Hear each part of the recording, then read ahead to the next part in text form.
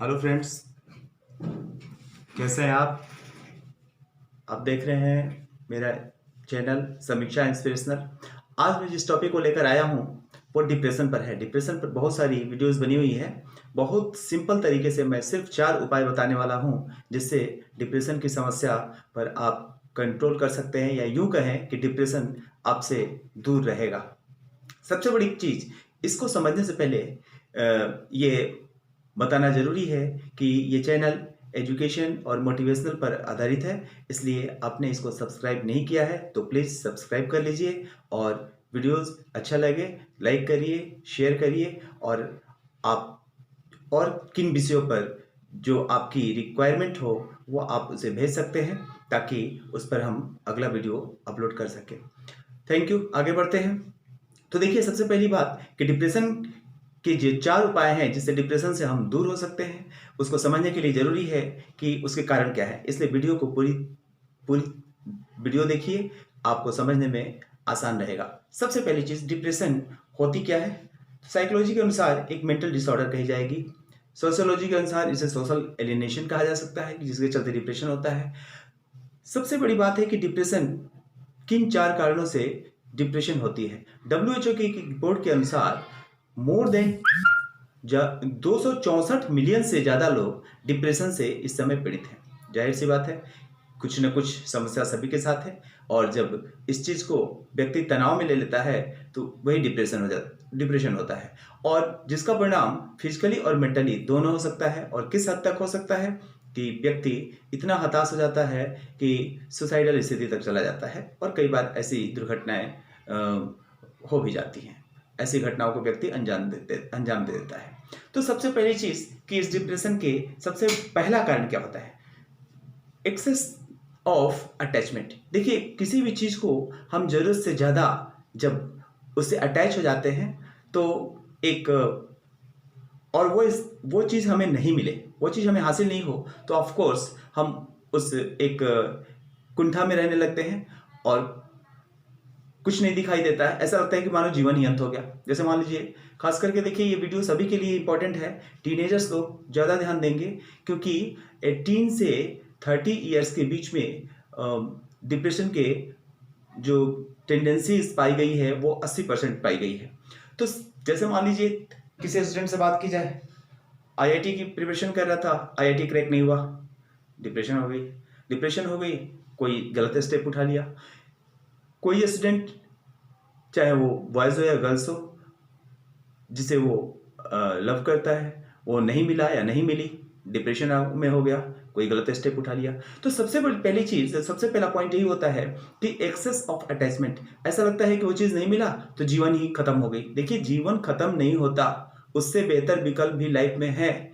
यदि ऐसी ही बात होती तो कलाम साहब अपने शुरुआत के दिनों में कई बार असफलता उन्हें भी मिली थी, लेकिन इतने महान साइंटिस्ट, भारत को इतना बड़ा कंट्रीब्यूशन दिया और राष्ट्रपति जैसे पद तक पहुंचे।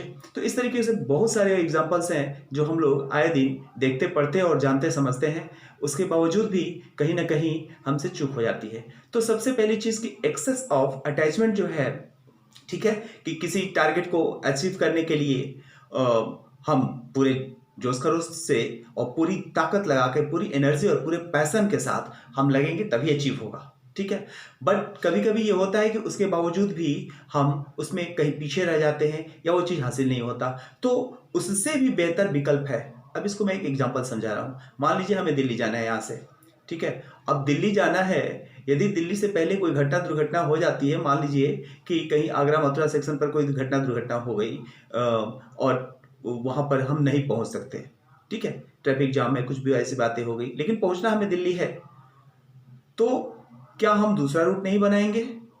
तो कहने का मतलब ये कि लाइफ खत्म नहीं होता, सस्टेन नहीं होता। इसलिए एक्सेस ऑफ अटैचमेंट, चाहे वो हम अपने रिलेशन में लें या किसी भी बात को, क्योंकि डिप्रेशन किसी भी कारण से हो सकता है, सिर्फ करियर ही नहीं है, बहुत सारे कारण हैं। किसी भी चीज से हम इतना एक्सेस अटैच ना हो जाएं, ठीक है, कि उसको हम अपने लाइफ स्पैन के साथ जोड़ लें। कई बार आपने देखा होगा, बहुत लोगों को नींद में बड़बड़ाने की आदत होती है। ऐसा क्यों होता है? ऐसा इसलिए होता है कि जो उनकी मन की इच्छा है वो उसके लायक शायद वो इन्वायरमेंट नहीं तलाश कर पा रहे हैं या उसको फुलफिल नहीं कर पा रहे हैं।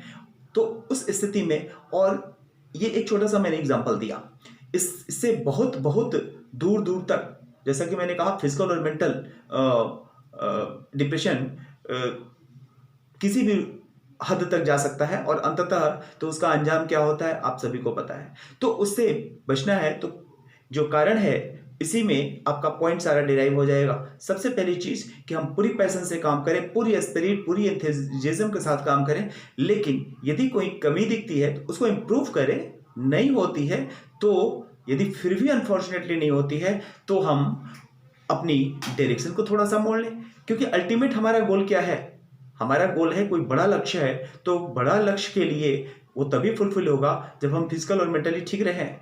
तो दूसरी चीज यहीं से डेराइव हो जाती है कि जो रेमेडीज में आएगा, पहला तो एक्सेस ऑफ अटैचमेंट।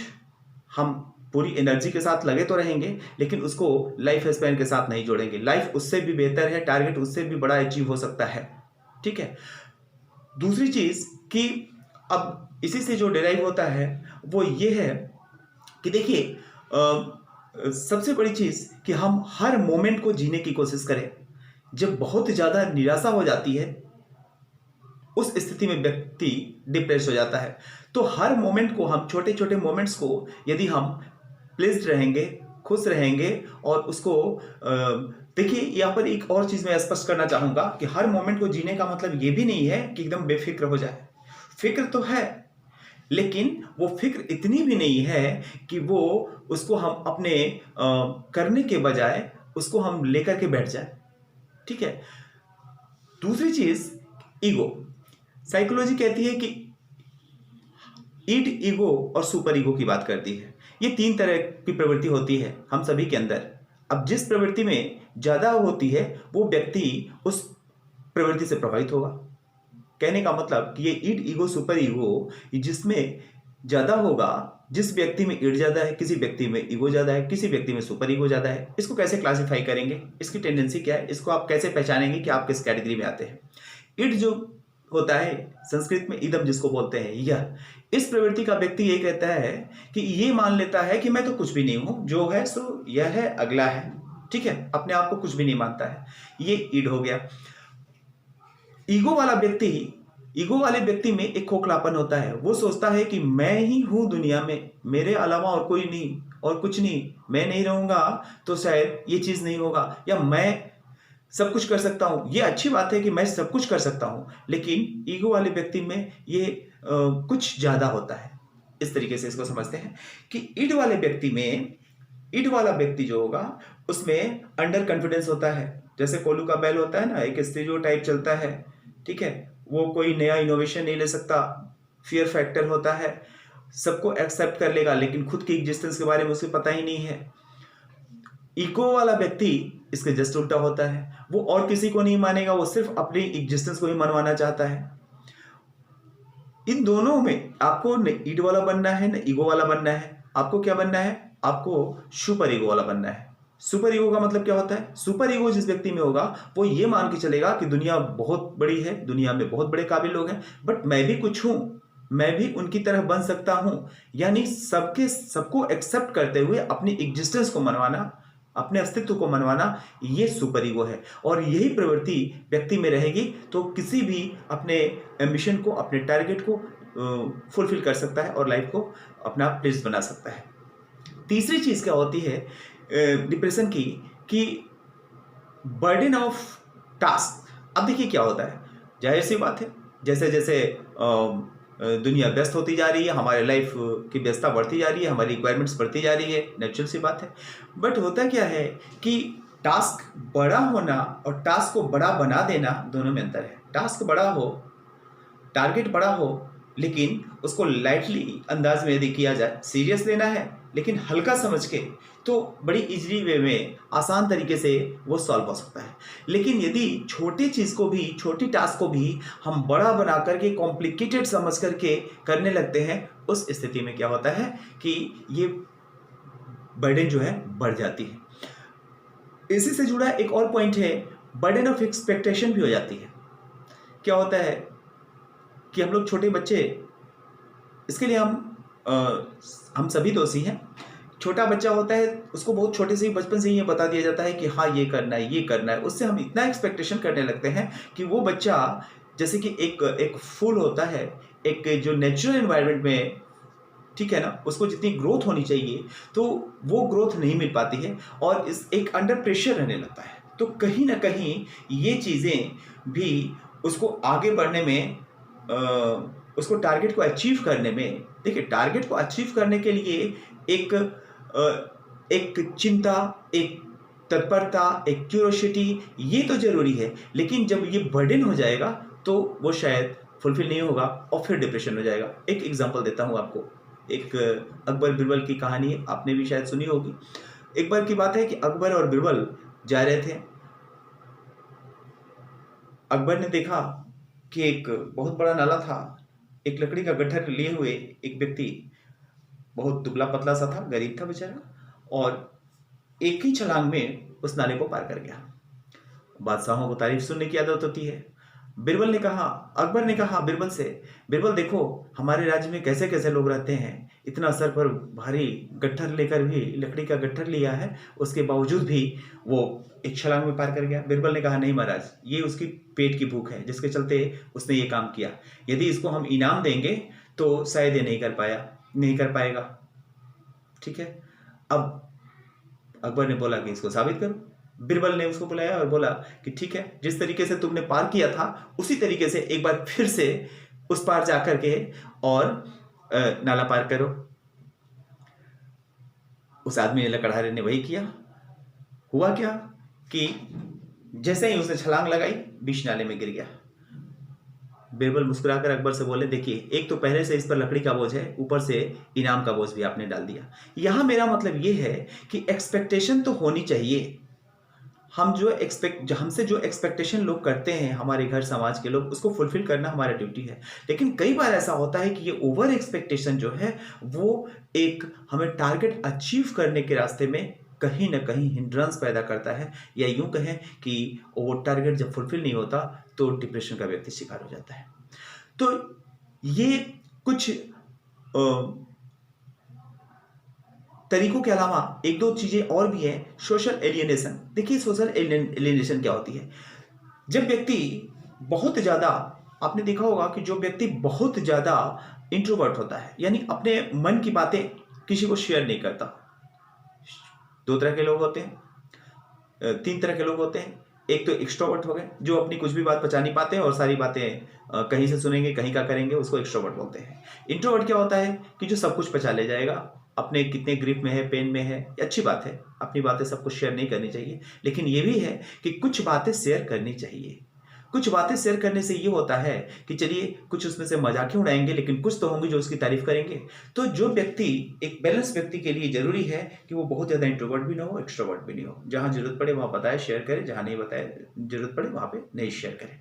तो इस स्थिति में क्या होता है कि जब व्यक्ति कोई बहुत इंट्रोवर्ट होता है, या मान लीजिए किसी भी कारण से समाज से, उसकी घर से, उसके परिवार से उसकी दूरी हो जाती है, उस स्थिति में, दूरी का मतलब दूर रहने से नहीं है, सेंटिमेंटल, भावनात्मक, इमोशनल दूरी जब हो जाती है, ठीक है ना, उस स्थिति में वो व्यक्ति घुटन में रहने लगता है, कुंठा में रहने लगता है और डिप्रेशन का शिकार हो जाता है। तो ये जो मैंने कुछ पॉइंट्स बताए, अब इसको, क्योंकि इस समस्या का निदान कैसे पाया जाए, तो सबसे पहली चीज तो ये है कि जहां तक हो सके हम सुपर ईगो वाले बने, न ईट वाले बने कि जिसमें कोलू के बैल वाली है, कुछ करने की इच्छा ही नहीं है, या ये कहें कि अपने आप को ये मान लेना कि मैं कर ही नहीं सकता। अरे माउंट एवरेस्ट पे भी तो चढ़ने वाले लोग हुए हैं, अंतरिक्ष में जाने वाले लोग हुए हैं। तो हम कौन से माउंट एवरेस्ट पे चढ़ने जा रहे हैं भाई? हमें अपने लाइफ को कितना प्लीज बनाना है, अपने टारगेट को कितनी बढ़िया बनानी है, अपने टारगेट को कोई पोस्ट ही अचीव करना है, कोई टारगेट ही अचीव करना है, या जीवन में खुश कैसे रहना है। तो इन चीजों के लिए, ठीक है, जब माउंट एवरेस्ट अंतरिक्ष पे लोग जा सकते हैं तो हम इतना नहीं कर सकते? हम सभी कर सकते हैं। तो पहला चीज कि हमें सुपर ईगो वाला बनना है, ठीक है, क्योंकि अहम वाले व्यक्ति, ईगो वाले व्यक्ति का कोई सोशल सर्कल नहीं होता, सुपर ईगो वाला बनना है। दूसरी चीज कि हमें हर मोमेंट को जीना है, सीरियस बातों को, सीरियसली लेते हुए भी लाइटली अंदाज में रहना है। और तीसरी चीज, सोशल एलियनेशन ना हो, यानी कि हमारे रिलेशन अच्छे रहे। बहुत बड़ी सर्किल होनी जरूरी नहीं है, लेकिन सर्किल ऐसा हो जो विश्वसनीय हो, जिसपे हम ट्रस्ट कर सकें, जो हमें एक सही एडवाइस दे सके। हमारे घर परिवार के लोग हो सकते हैं, कुछ हमारे दोस्त मित्र हो सकते हैं। चौथी चीज मैं ये कहूंगा, अब देखिए हर लम्हे का जीने का मतलब ये है कि आजकल एक टेंडेंसी हो गई है कि लोग सुबह पार्क में जाते हैं और लाफिंग क्लब बन गए हैं बहुत बड़े बड़े शहरों में, और छोटे बड़े सभी शहरों में लोग देखने में आता है कि भाई 10-15 मिनट हंसने की प्रैक्टिस करते हैं। शायद ऐसा लगता है कि लोग हंसना ही भूल गए हैं, या उनको हंसने के लिए मुद्दा ही नहीं है, या और वही लोग जब घर पे आते हैं तो फिर सीरियस से हो जाते हैं, या घर के लोगों से पूरे तो हमारे जो इंट्रैक्शंस और हमारे जो ट्रेट्स हैं, जो हमारे व्यवहार हैं, उसको भी हमें कुछ उसमें हम अपने अनुसार सुधार ला सकते हैं।